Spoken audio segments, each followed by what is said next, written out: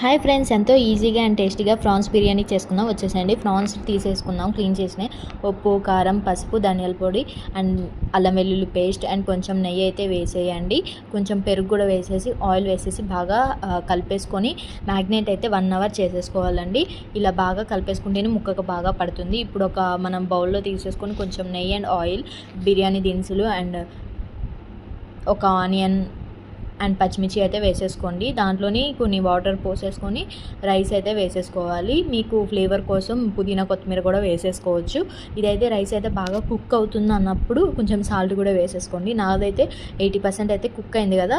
ఇప్పుడు ఆ కుక్ అయినది పక్కకు తీసేసుకొని వాటర్ స్ట్రెయిన్ చేసేసుకోండి. ఇందాకలా మ్యాగ్నేట్ చేసుకున్న ప్రాన్స్ని ఇప్పుడు మనం గ్యాస్ మీద పెట్టేసేయాలండి. ఇప్పుడు కొంచెం ఆయిల్ వేసుకోండి. ఆయిల్ సరిపోతే ఓకే, కొంచెం అది ఉడికింది అన్నప్పుడు కొంచెం లెమన్ పిండుకొని ఆ రైస్ అయితే వేసేసుకుందాం.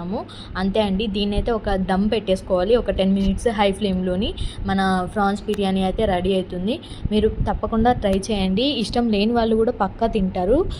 మంచిగా రాలేదంటే నన్ను అడగండి, నిజంగా చాలా బాగుంటుంది. ప్రాన్స్ బిర్యానీలో ఇష్టం లేకపోయినా కానీ పక్కా బాగుందని తింటారు ఎవరైనా. అలా ఆనియన్ అండ్ లెమన్ వేసుకొని తింటే ఉంటుందబ్బా, సూపర్.